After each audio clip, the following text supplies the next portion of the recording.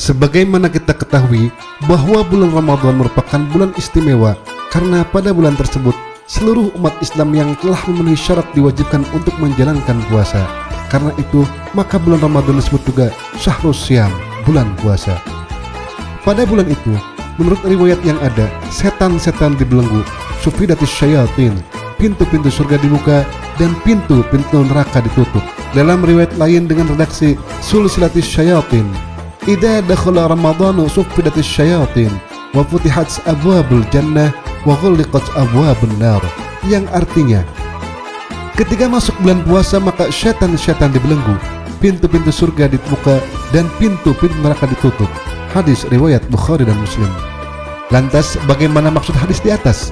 Banyak para ulama mengajukan penjelasan soal makna hadis tersebut. Di antara penjelasan yang tersedia adalah yang dihadirkan Abu Hasan Ali bin Khalaf bin Abdul Malik bin Battal al-Bakri al-Qurtubi, atau yang lebih dikenal dengan nama Ibnu Battal. Menurut Ibnu Battal, setidaknya ada dua penjelasan yang diajukan para ulama tentang makna sabda Rasulullah SAW di atas. Pertama, ulama yang memahami secara literalis atau sesuai bunyi teks hadisnya, pintu surga dibuka dan setan dibelenggu, dipahami dalam pengertian yang sebenarnya al-haqiqi, sehingga intensitasnya dalam menggoda manusia berkurang pada bulan Ramadan dibanding dengan bulan lainnya. Wa ta'awwala al-ulama'u fi qawlih futihat abwabul jannah wa sulsilatis syayatin, ma'nain ahaduhuma annahum yusalsiluna 'ala al-haqiqah fayaqillu adahum wa wasatahum wa la yakunu dhalika minhum kama huwa fi ghairi Ramadan wa fathu abwabil jannah 'ala zahiril hadits, yang artinya para ulama menakwil atau menafsirkan sabda Rasulullah SAW, pintu-pintu surga dibuka dan setan-setan dibelenggu dengan dua pendekatan. Pertama, pendekatan dengan makna hakiki, yaitu mereka setan-setan dibelenggu dalam pengertian secara hakiki sehingga intensitas mereka menggoda manusia menjadi berkurang. Berbeda dengan yang dilakukan pada bulan selain Ramadan, sedangkan dibukanya pintu-pintu surga juga dipahami sesuai bunyi teks hadisnya. Kedua, memahami secara majazi.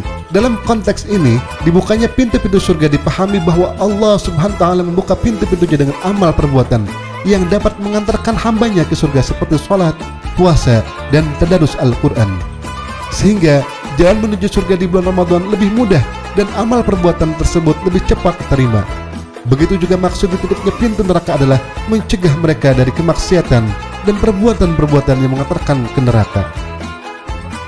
Lebih lanjut dijelaskan bahwa mengingat sedikitnya siksaan Allah kepada hamba-hamba akibat perbuatan buruk mereka, maka Allah melewatkan atau memaafkan perbuatan-perbuatan itu dari beberapa kaum dengan berkah bulan Ramadan, memberikan ampunan kepada orang yang berbuat keburukan karena adanya orang yang berbuat kebajikan, serta mengampuni berbagai kesalahan. Inilah makna tertutupnya pintu neraka.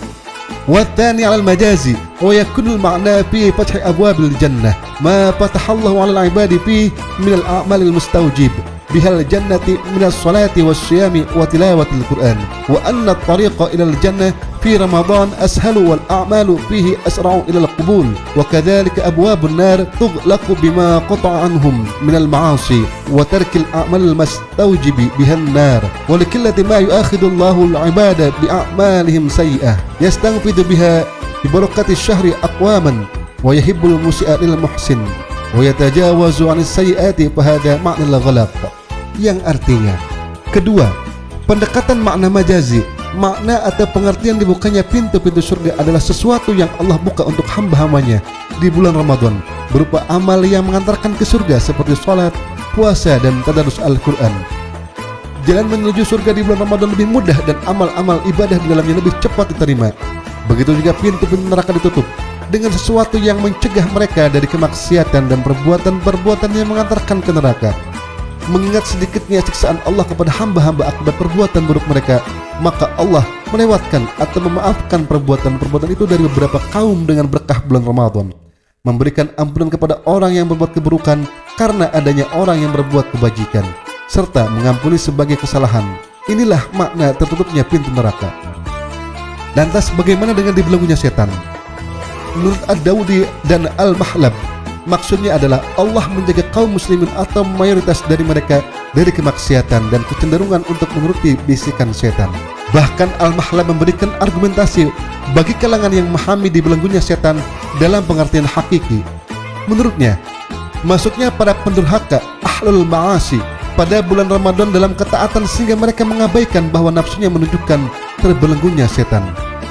Wa kadzalika qauluh sulsilatis syayatin, yakni anna Allah ya'simu fihil muslimin aw aktsarahum fil ughlabi 'anil ma'asi wal maili ila wasawsatis syayatin wa ghururihim.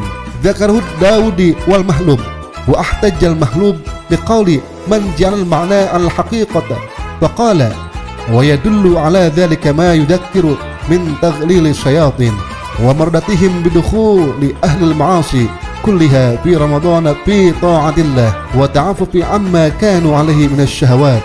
Artinya, begitu juga sabda Rasulullah SAW, setan-setan dibelenggu maksudnya adalah sesungguhnya dalam bulan Ramadan Allah menjaga orang-orang muslim atau mayoritas mereka secara umum dari kemaksiatan, kecenderungan untuk mengikuti bisikan dan godaan setan. Demikian sebagaimana dikemukakan oleh Ad-Daudi dan Al-Mahlab. Al-Mahlab pun memberikan argumentasi yang mendukung kalangan yang memahami makna hadis ini dengan makna hakiki. Ia menyatakan bahwa setan terbelenggu karena para pendurhaka di bulan Ramadan masuk ke dalam ketaatan kepada Allah dan menjauhkan diri dari hawa nafsunya. Berangkat dari penjelasan di atas, maka soal dibukanya pintu surga, ditutupnya pintu neraka, dan dibelenggunya setan, para ulama berbeda dalam memahaminya. Ada yang memahami dengan pendekatan makna hakiki sesuai bunyi teks hadisnya, dan ada juga yang memahami dengan pendekatan makna yang terdapat di balik bunyi teksnya, majazi. Demikian yang kami dapat jelaskan, mudah-mudahan ada manfaatnya untuk para pendengar. Sekian, wassalamualaikum warahmatullahi wabarakatuh.